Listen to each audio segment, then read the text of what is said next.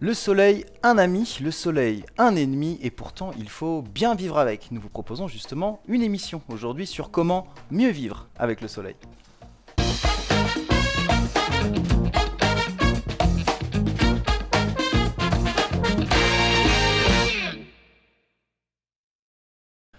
Bonjour à toutes et à tous et bienvenue dans cette émission Les Causeries de la Santé, deuxième épisode de cette série Sous le Soleil. Et oui, nous parlons du soleil, des risques solaires, des maladies que ça peut engendrer. C'est ce que l'on a évoqué dans le premier épisode de cette série. Nous avons fait le point sur les UV, sur ce qui était dangereux dans les rayons du soleil, sur les pathologies que ça pouvait engendrer. Et nous avons souligné le fait que c'était évidemment un problème de santé publique. Aujourd'hui, nous consacrons ce deuxième épisode sur comment mieux vivre avec le soleil. Les actions qu'ils sont menées pour adapter notre mode de vie, notre façon de prendre du plaisir, de faire du sport, d'envisager les espaces publics. Tout ça, comment l'adapter avec cette problématique qu'est le soleil. Et je reçois encore une fois le docteur Nathalie Sultan. Bonjour. Bonjour Cédric. Pour ceux qui n'ont pas vu le premier épisode, vous êtes dermatologue, et cette fois je ne me trompe pas, au Shore, et vous êtes également investi dans les actions de prévention dans une association qui s'appelle Mission Soleil Réunion. Voilà, Miss Olray. On aura l'occasion d'y revenir. Alors, on ne va pas revenir, et là j'invite tous ceux qui n'ont pas vu le premier épisode à le retrouver. Vous pouvez évidemment retrouver le premier épisode sur la chaîne YouTube de l'Université numérique de La Réunion, également sur la page Facebook. Il y a également un portail, Université numérique de La Réunion, vous pourrez le retrouver très facilement. Vous pouvez d'une part retrouver l'émission précédente et d'autre part, et on vous encourage, vous abonner pour voir les prochaines. Alors, rentrons un peu dans le sujet. Il est question aujourd'hui d'actions de prévention. Alors, avant d'envisager ce que vous faites, on va d'abord regarder un petit peu symboliquement, comme ça, théoriquement finalement, c'est quoi mieux vivre avec le soleil ? Mieux vivre avec le soleil, c'est vivre là où nous sommes, c'est-à-dire dans un endroit fortement ensoleillé de la planète et avec le minimum de risques pour sa santé. Alors finalement, la stratégie pour réduire ces risques, c'est quoi ? Moins d'UV très puissants. Les UV très puissants, c'est autour de midi et demi, notre midi solaire, 2 heures avant, 2 heures après. Donc entre 10h, 10h30 jusqu'à 15h, c'est là où les UV sont maximum. À ce moment-là, on évite de s'exposer, ou si on doit s'exposer, c'est avec un maximum de précautions. Et puis, tout un chacun, un peu tout le temps, penser à avoir casquette, lunettes de soleil, crème solaire, des vêtements couvrants pour minimiser les risques de coups de soleil et d'ensoleillement excessif. D'accord, donc finalement, la première règle de base pour mieux vivre avec le soleil, c'est de ne pas se retrouver exposé au soleil au moment où il est le plus dangereux. Exactement. Et donc Être à adapter l'ombre. son mode de vie à ça. Tout à fait. Être à l'ombre aux heures chaudes, ça semble le point le plus important. Donc autour de ce midi et demi qui est le moment où ça va être le plus élevé et en particulier la période où les UV s'envolent le plus, c'est-à-dire entre novembre et mars, donc une période assez importante comme on avait vu au premier épisode, c'est la période où il faudra être particulièrement vigilant sur ces horaires-là.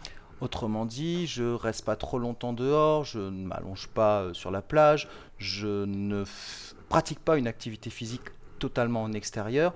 Alors qu'est-ce que ça veut dire autour de midi et demi ? Je pense que c'est illusoire d'imaginer que personne sera dehors entre 10h et 15h. On y Donc ce viendra. qu'il faut, c'est plutôt adapter le plus possible. Si les sites où il y a du sport peuvent être équipés de voiles d'ombrage, que les personnes peuvent utiliser des chapeaux, des lunettes, penser à s'organiser pour avoir le moins de coups de soleil possible.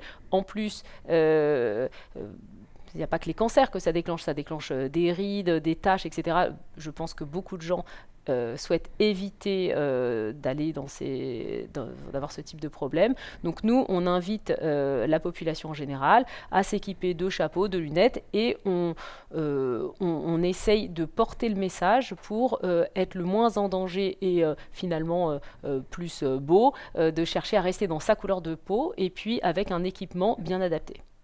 D'accord, donc essayer, mais c'est pas toujours possible de ne pas trop s'exposer aux heures les plus dangereuses. Comme c'est pas toujours possible, à ce moment-là, c'est avoir des équipements en fait de protection. Tout à fait. Des vêtements, chapeaux, lunettes de soleil? Oui, puis ça dépend les conditions. Par exemple, bien souvent, les scolaires vont à la piscine à toute heure sur Mm. la période scolaire. Donc il y en a qui se retrouvent à aller à la piscine, par exemple, à 13 heures. Moi, j'avais emmené mon fils avec sa classe. Bon, donc, mais si toute la classe a un lycra, que tout le monde a mis de la crème solaire une demi-heure avant d'aller à la piscine pour éviter de faire tourner l'eau de la piscine et puis pour que la crème reste sur la peau finalement ça permet de minimiser les risques et même si au jour d'aujourd'hui on n'a pas encore l'équipement tout à fait nécessaire, qu'on soit tout le temps en train de chercher à minimiser ces risques-là. D'accord, donc d'un point de vue individuel, ça va se traduire par le temps. Et alors là, vous avez dit, alors notamment quand on va se baigner, c'est assez intéressant. Là, je vais m'arrêter 2 minutes là-dessus parce que ça peut intéresser beaucoup de monde. Alors vous parliez de la piscine, mais ça va s'appliquer, j'imagine, à la plage aussi. Bien sûr. Vous disiez crème solaire, une demi-heure avant d'aller dans l'eau? Oui, c'est une règle qui semble la plus juste parce que finalement, comment ça se passe quand les gens vont à la plage? Le gamin, il met sa crème solaire en toute hâte parce que il trépigne d'aller dans l'eau. Les parents font comme ils peuvent et puis finalement, la crème n'a pas le temps d'être absorbée et elle part directement dans le lagon. Donc nous, ce qu'on propose, c'est de mettre de la crème solaire avant de partir à la plage. Sur les zones où il y a besoin, c'est-à-dire les zones qui ne peuvent pas être couvertes par un Oui. vêtement anti-UV, et puis donc d'en mettre sur les mains, le visage. Une demi-heure avant, la crème, elle a le temps de pénétrer. Quand ils arrivent à la plage, le gamin peut courir à l'eau. Et en plus, ça minimise les déperditions dans le Dans le lagon. lagon. D'accord. Voilà. C'est à renouveler? C'est à renouveler. La Donc, crème, elle n'est pas mise pour la journée. non, la crème, elle est mise, théoriquement, c'est toutes les 2 heures ce qui est recommandé. Maintenant, il y a aussi des attitudes globales à avoir. Entre 10 heures et 15 heures, on se retire sous les fils à eau, on essaye de ne pas être en pleine zone ensoleillée. De même, les enfants, donc ceux qui sont, je le rappelle, les personnes les plus à risque, sont souvent au bord de l'eau. Or, au bord de l'eau, c'est là où il y a des indices d'UV qui sont plus importants, étant donné qu'il y a une réflexion des UV également sur la surface de l'eau. Donc, et jusqu'à 1 mètre de profondeur, les UV traversent comme si il n'y avait pas d'eau. Donc en dessous d'1 mètre, on est protégé par l'épaisseur d'eau, mais au-dessus, pas du tout. Donc finalement, si on veut être protecteur vis-à-vis de nos enfants, on met de la crème solaire avant d'aller à la plage, on évite le 10h, 15h, on est un petit peu plus sous les zones ombragées, et la crème solaire, on essaye de la renouveler toutes les 2 heures. Encore une fois, il n'y a pas besoin d'en mettre sur tout le corps, il vaut mieux investir dans des vêtements anti-UV. Donc investir dans des vêtements UV. Donc là, on est... et évidemment, vous évoquez les enfants, mais en fait, ça s'applique à tout le monde, même tous ceux qui vont aller sur la plage, quoi. Tout à fait, ça s'applique à tout le monde. Mais je cible le public jeune parce que la peau est immature avant 18 ans. Et je pense que, comme vous savez, avant 2 ans, il est interdit d'exposer les enfants aux UV, tant leur peau est immature et tant ça risque d'entraîner des coups de soleil et des maladies plus tard. Mais par la suite, il n'y a plus d'interdit, mais des recommandations de protection maximale parce que jusqu'à 18 ans, la peau va se souvenir et développer des cancers de la peau 10, 20, 30 ans plus tard. Alors là, ça concerne plutôt le temps de loisir. On peut appliquer ça également sur le temps du sport, parce que c'est vrai. On peut aussi s'interroger sur le travail. Il y a des métiers qui se font dehors, où effectivement, le métier, c'est toute la journée. Il y a également aussi là, et j'imagine que la protection doit être un peu la même, c'est se couvrir avec des vêtements adaptés. Alors il y a probablement des vêtements adaptés au métier qui protègent du soleil, peut-être de la crème aussi. Question, par exemple, quelqu'un qui a un travail à l'extérieur, on prend l'exemple extrême, hein, un maître nageur qui par définition travaille sur la plage, va mettre de la crème tous les jours. Est-ce que de la crème tous les jours sur une longue période, ça peut poser un problème ou pas? Alors là, il y a 2 problématiques. Il y a la problématique de la personne qui travaille au soleil, et puis il y a la problématique des éventuels perturbateurs endocriniens ou pathologies qui pourraient être induites par de la crème solaire. Alors déjà, première chose, quelqu'un qui travaille tout le temps au soleil est plus à risque de développer des cancers de la peau et on est en train de travailler dessus avec la sécurité sociale, on est en train de travailler dessus avec l'ORS, l'Observatoire régional de santé, pour que les cancers de la peau deviennent maladies professionnelles. Donc on est en train de travailler dessus, de monter les études pour pouvoir le prouver. En France, pour l'instant, ça ne fait pas partie des maladies professionnelles et c'est un vrai problème. Donc ça, c'est une première chose. Et donc, on veut inciter le plus possible les chefs d'entreprise qui encadrent le BTP, les directeurs de piscine, de fournir du matériel pour que leurs employés puissent être au mieux protégés, que ce soit des petites voiles, des vêtements anti-UV. Nous, on veut inciter l'entrepreneuriat à aller vers ces produits-là qui s'appellent des EPI, des équipements personnalisés individuels, pour qu'il y ait une unité. Peut-être qu'aussi, ça donne... ça donne une certaine aura à l'entreprise, plutôt que chacun ait son t-shirt, que tout le monde ait un habit avec la marque de l'entreprise et que les ouvriers soient bien protégés avec des vêtements couvrants, avec des lunettes adaptées. Finalement, on a des EPI avec des chaussures de protection. Il y a pour les soudeurs, il y a toutes sortes d'équipements qui existent. Les UV, c'est pour l'instant la dernière roue du carrosse, et même dans les documents où on voit ces EPI proposés aux entreprises, les UV, c'est vraiment extrêmement peu traité. Donc nous, on essaye de répertorier tout ce qui existe et de les proposer aux préventeurs, donc ceux qui font ce type de produit, pour que ce soit à disposition des entreprises réunionnaises. On essaye de toucher également les directeurs de piscine, de contacter les communes pour qu'il y ait un maximum de zones de protection pour les enseignants, pour les maîtres nageurs qui sont donc exposés en permanence. Donc ça, c'est une première chose, et c'est vraiment un cheval de bataille pour les années à venir, parce que pour l'instant, ce n'est pas encore bien considéré. On voit que certaines entreprises qui viennent d'ailleurs et qui viennent travailler à La Réunion ont parfois des équipements tout à fait intéressants sur leur chapeau, il y a des ombrières, etc. Mais nous, ici, c'est pas dans les habitudes encore, et ça, c'est quelque chose qu'il va falloir changer. L'autre problématique dont vous parliez tout à l'heure, donc la crème solaire, c'est, je dirais, c'est quelque chose qui n'est pas encore bien connu et évalué. Les vendeurs de crème solaire étudient individuellement les risques pour les lagons, par exemple. On s'auto-labellise parfois qu'il n'y a pas de risque, mais je resterai un peu prudente là-dessus. Et puis, pour tout ce qui est perturbateur endocrinien, finalement, on ne sait pas très bien. Bien sûr qu'il y en a dedans, mais je dirais comme toute votre cosmétologie, que ce soit les parfums, les déodorants, les shampoings, ou ce qu'on peut ingérer dans les aliments. Donc c'est un problème général, global dans notre société, où finalement pour la crème solaire, on ne sait pas tellement plus que pour les autres. Tout ce qu'on sait, c'est si on ne met pas de crème solaire sur les zones qu'on ne peut pas couvrir, le coup de soleil, lui, il donne le cancer de la peau. Ça, on le sait. Donc pour l'instant, on incite plutôt à utiliser la crème solaire. C'est ça, le juste milieu serait plutôt de se dire, utilisons au maximum notamment des vêtements couvrants, alors le plus adapté possible, parce que couvrir dans un endroit où il fait chaud, on peut comprendre aussi que ça peut, donc il faut avoir des vêtements plutôt adaptés. Je me permets de vous couper parce que pas forcément. On voit qu'il y a finalement des endroits dans le monde où il y a un ensoleillement important, dans le désert. Les Touaregs ne sont pas en mini débardeurs. Ils ont des vêtements très couvrants parce qu'il peut y avoir une aération, justement une ventilation. Les nouveaux habits pour le sport qui sont très aérés, où il peut y avoir... donc finalement, on n'a pas forcément plus chaud que d'avoir la peau en direct au contact de l'air. Il peut y avoir justement un système, et c'est pour ça qu'on sue, c'est pour s'apporter de la fraîcheur, et il peut y avoir des vêtements qui peuvent tout à fait apporter cette fraîcheur. Donc il y a aussi un combat à mener par rapport aux idées reçues de on se découvre quand il fait chaud. C'est pas forcément le cas, en tout cas c'est pas comme ça partout dans le monde. Une première idée reçue intéressante à faire bouger.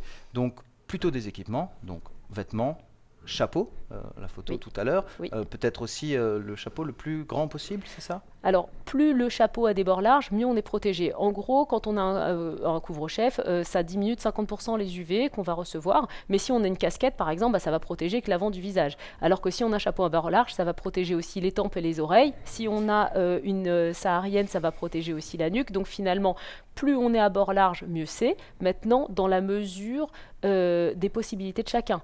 Nous, on va chercher à donner le goût de bien se protéger, parce que finalement, on peut être très jolie avec des jolies lunettes, un joli chapeau comme on voit avec cette jeune femme sur la photo, et nous, on veut que le beau, ce soit ça, c'est-à-dire chacun dans sa couleur et le mieux protégé possible. On est tous sensibles au côté joli d'avoir des belles lunettes de soleil, à avoir parfois un bel équipement, un beau chapeau, et donc on veut aller dans cette direction. Maintenant, si la population n'est pas encore prête, ça va être très individu dépendant aussi, et même par genre aussi, homme-femme, eh bien déjà une casquette c'est mieux que rien. Donc, aller peut-être déjà commencer à proposer la casquette. Et après, c'est l'évolution de la mode. De la casquette, là, on passe plutôt au bob, en tout cas chez les ados, etc. Nous, des casquettes où on va essayer de se mettre à produire là, des bobs, parce qu'on essaie de leur apporter ce type d'équipement. Et puis plus tard, peut-être évoluer comme en Australie vers des chapeaux à bord large, où les écoles sont équipées pour tous les scolaires de ce type de matériel, et où quand ils n'ont pas de chapeau, ils ne jouent pas, ils ont le no hat, no play, pas de récréation pour ceux qui n'ont pas les chapeaux à bord large. Donc nous, on n'en est pas là, mais c'est pour dire que progressivement, aller vers le mieux s'équiper, le mieux se protéger, individuellement déjà, et parce que les gens sont persuadés du bien fondé. D'accord, donc là on a fait le tour de comment à peu près réussir ce défi de mieux vivre avec le soleil, comme on l'a annoncé en début d'émission. En vous présentant, j'évoquais votre investissement dans cette association Mission Soleil Réunion, Missoleray. En quelques mots, qu'est-ce que fait cette association?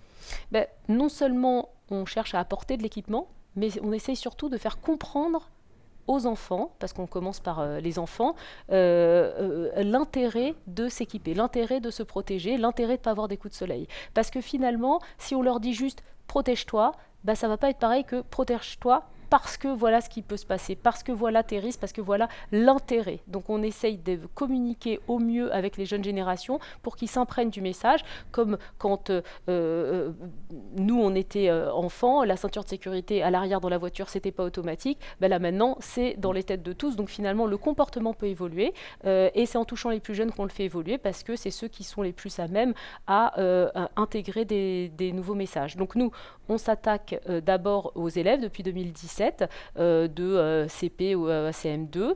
On essaye de leur donner les clés de l'apprentissage, donc on les forme avec un support numérique, on leur enseigne pendant 1 heure l'intérêt de bien se protéger, que vraiment ils comprennent, ils intègrent le message, et après on leur donne le message, c'est-à-dire qu'on leur laisse le support numérique, et cette classe, qu'on dit classe ambassadrice, va aller former le reste de l'école, leur délivrer le message avec leurs mots, avec le support qu'on leur laisse. Parfois ils peuvent le modifier comme ils veulent pour s'approprier en fait le message, et après aller le délivrer aux autres élèves de l'école.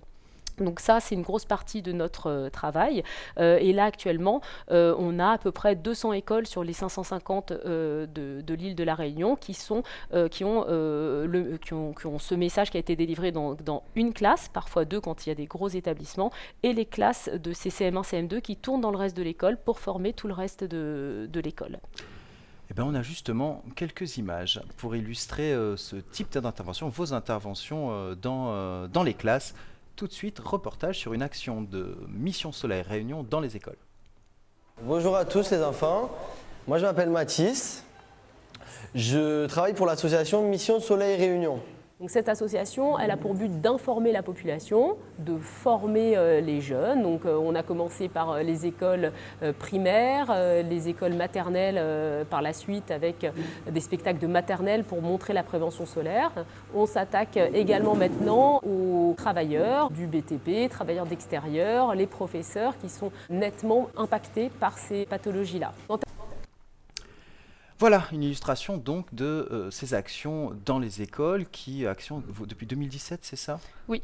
Qui grandit, parlez quoi, de 200 élèves aujourd'hui qui sont touchés? Plus que ça, parce qu'on avait démarré avec 10 écoles, là on a plus de 200 écoles, donc à raison de plusieurs centaines d'élèves par école. Il y a énormément d'élèves à La Réunion qui sont dans le programme, et ce qui fait plaisir, c'est que chaque année, une école qui a eu le programme se réinscrit pour l'année d'après. Et donc ça fait boule de neige, et c'est pour ça que là, nous sommes à un peu plus d'un tiers des écoles réunionnaises qui bénéficient du programme. Petit à petit, nous aurons une génération complète, plus sensible à ces questions, en tout cas mieux informée. C'est notre souhait. Vous ne faites pas que ça. Autre partie de mieux vivre avec le soleil, là on a parlé plutôt des comportements individuels, mais il n'y a pas que ça, il y a aussi l'espace public, parce que finalement, on a parlé dans l'ancienne émission des écoles, ne serait-ce de la possibilité d'être à l'ombre, et qu'il y avait intérêt aussi pour la société d'envisager qu'on puisse se protéger du soleil, pas seulement par des EPI, des équipements de protection individuelle, mais qu'aussi finalement nos espaces publics soient plus protecteurs par rapport à ça. Vous agissez là-dessus ? On essaye, on fait de notre mieux. On essaie de sensibiliser les communes. Il y a des voiles d'ombrage qui ont été disposées sur de plus en plus de lieux publics où il y a des aires de jeu pour enfants, où il y a des zones où il y a des bancs pour la population pour qu'il y ait un maximum de zones d'ombre sur les zones où les individus stationnent. Maintenant, ce n'est pas le cas général encore. On voit par exemple pour les arrêts de bus, il n'y a pas de zone d'ombre, donc il y a encore beaucoup de boulot. On essaye de communiquer mieux. Il va y avoir des panneaux informatifs qui vont être sur toutes les zones balnéaires, déjà de la commune de Saint-Paul, donc sur l'ouest, où il y a une quarantaine de panneaux métalliques qui vont apparaître dans les semaines à venir pour que la population ait cette information. Maintenant, on se rapproche aussi de la région, de l'ARS, de différentes instances pour que le message devienne le plus cohérent et global possible, c'est-à-dire ne pas être sur des actions uniquement plage, école, etc., mais qu'il y ait un message cohérent pour tous, pour les touristes également, et que finalement l'information soit assez lissée sur l'ensemble de la population, que ce soit des gens de passage ou des gens ou des habitants de la Réunion.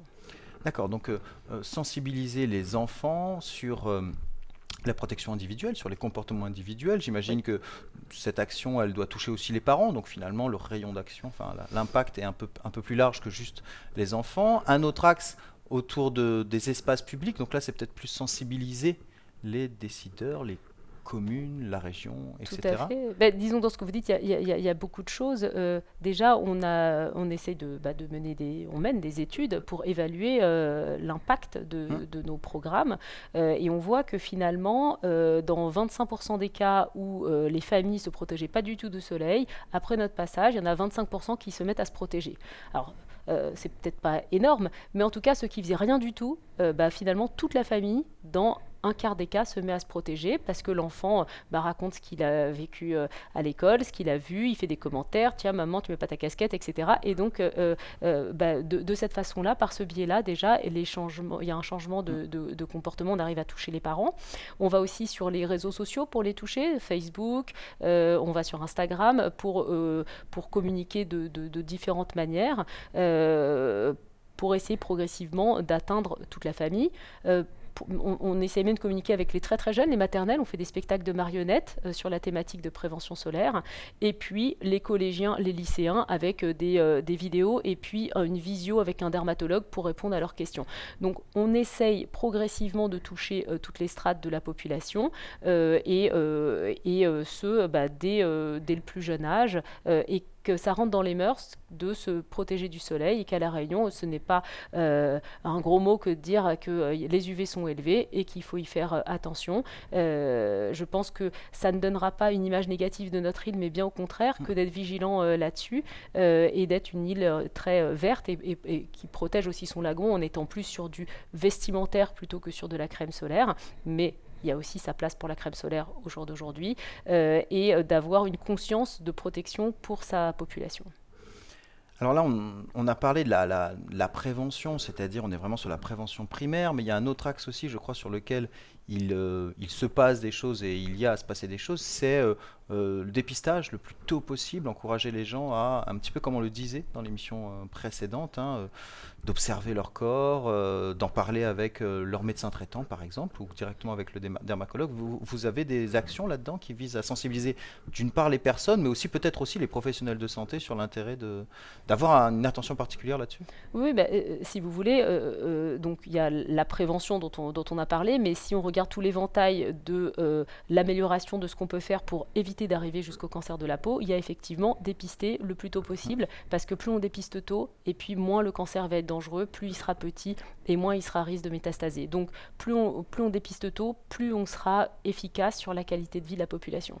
Donc on n'est que 30 dermatologues sur l'île de la Réunion, et ça on ne va pas se démultiplier, en tout cas pas tout de suite. Donc on fait des actions pour former les médecins généralistes qui s'intéressent à la dermatologie, pour à apprendre à reconnaître, pour apprendre éventuellement à biopsier, à enlever la lésion, parce que c'est le seul moyen d'avoir la certitude de ce dont il s'agit, c'est de l'enlever, de l'envoyer au laboratoire, et lui va nous confirmer ou non s'il s'agit d'un mélanome. Et c'est le seul moyen d'avoir la certitude, d'enlever intégralement la lésion. Et donc il y a de plus en plus de médecins généralistes qui opèrent ou qui détectent, qui se doutent que peut-être que ça peut être pas bon et qui envoient vers un chirurgien plasticien pour retirer la lésion, qu'on ait l'anapathe, donc cette analyse de la lésion, et plus on l'a précocement, plus ça participe déjà au traitement et ensuite à améliorer l'espérance de vie.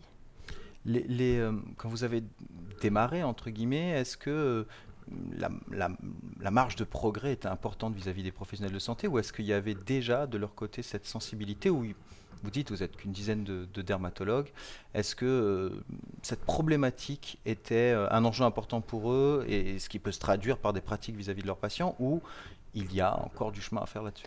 Je pense que la route est longue. La prévention dans le quotidien du médecin généraliste, c'est pas forcément en première ligne, parce que le patient, quand il arrive, il a X problématiques et la prévention n'arrive pas forcément en premier. Si quelqu'un vient pour un mal de gorge, on va pas forcément le déshabiller pour l'examiner. Donc, je pense que ce qu'il faudrait, c'est peut-être que de plus en plus les médecins généralistes intègrent cette problématique et le fait que nous sommes trop peu nombreux pour pouvoir examiner toute la population tous les ans, et qu'ils puissent oser, parce que parfois il y a des peurs peut-être de ne pas avoir les compétences, mais d'examiner entièrement son patient, et si on a l'impression qu'il y a une lésion douteuse, contacter le dermatologue, parce que bien évidemment il y a des circuits courts entre médecins généralistes et dermatologues, et c'est plus compliqué, patient et directement dermatologue. Très bien. Alors pour encore le temps d'aborder un dernier sujet, et moi j'aime souvent aborder ça, en termes de perspective, d'innovation, de progrès sur cette question du risque solaire, que ce soit la prévention ou les traitements. Et j'imagine que vous avez probablement une veille un peu là-dessus, ou soit dans d'autres pays, ou à quoi on peut s'attendre dans un avenir plus ou moins proche en termes d'innovation ou de...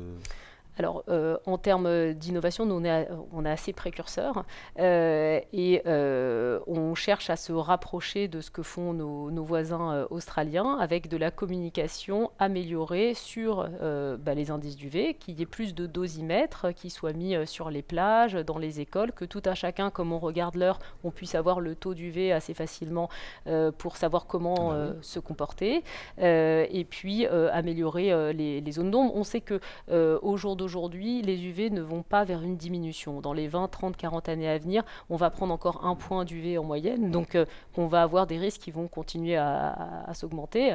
Donc, je dirais que l'attitude mondiale, c'est de limiter l'exposition aux UV. On ne va pas pouvoir bâcher la Réunion, mais on va pouvoir positionner des zones d'ombre et informer. Tout va passer par l'information.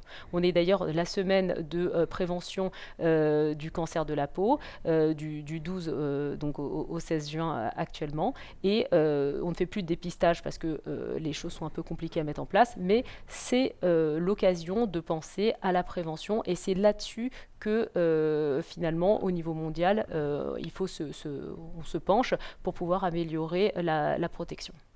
Donc effectivement, l'innovation autour des systèmes d'information, qu'on puisse recevoir par exemple des notifications sur nos mobiles quand les indices d'ensoleillement dépassent un certain seuil, par exemple. Par exemple, que dans les applications qu'on commence à développer, où vous avez rentré votre phototype, donc votre couleur de peau, par rapport aux UV que vous êtes en train de recevoir, qu'il y ait une alarme qui se déclenche quand vous avez dépassé votre temps avant que le coup de soleil n'arrive. Donc il y a ce type d'applications qui sont en train de se développer.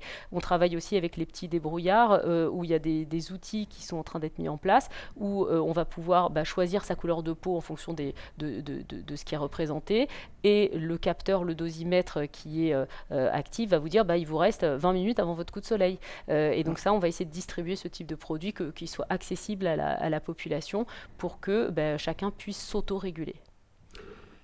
Mais ça n'empêchera pas de mettre des vêtements assez longs, bien couvrir son corps, des casquettes, les Oui, lunettes de soleil, oui. la crème pour les endroits qu'on ne peut pas couvrir. Exactement, et être looké, bien protégé, et ne plus rechercher le beau comme en étant bronzé, très bronzé, avec des taches et des rides plus tard et des cancers de la peau, mais de chercher à être looké avec des belles lunettes, un beau chapeau et rester dans sa couleur de peau.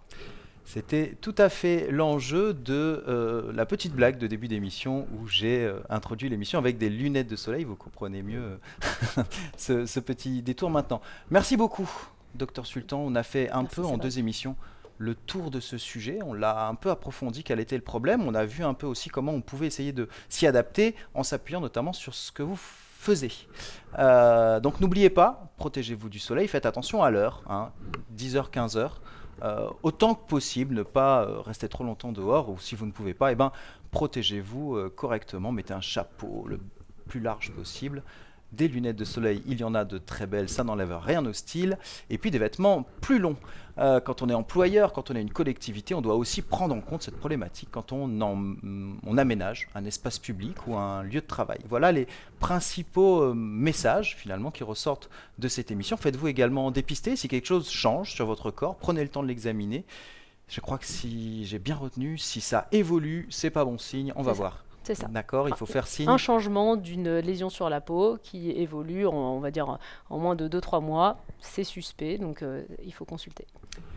Voilà, on vous a presque tout dit. Merci beaucoup de nous avoir suivis. Nous remercions les équipes de l'Université numérique de La Réunion qui ont participé au tournage de ces épisodes. Merci au Docteur Sultan et surtout bon courage pour Merci. toutes vos actions. On vous souhaite le plus de réussite possible. Et n'oubliez pas la chaîne YouTube de l'Université numérique de La Réunion, la page Facebook ou le portail. Allez-y, abonnez-vous pour suivre nos prochaines émissions, qu'il s'agisse des causeries de la santé ou de Santé Live, la grosse émission santé de l'Université numérique. Et puis, pour vous laisser, je vous propose que nous retournions voir les enfants de cette classe qui ont, eux, un message pour vous. Merci beaucoup, à très bientôt.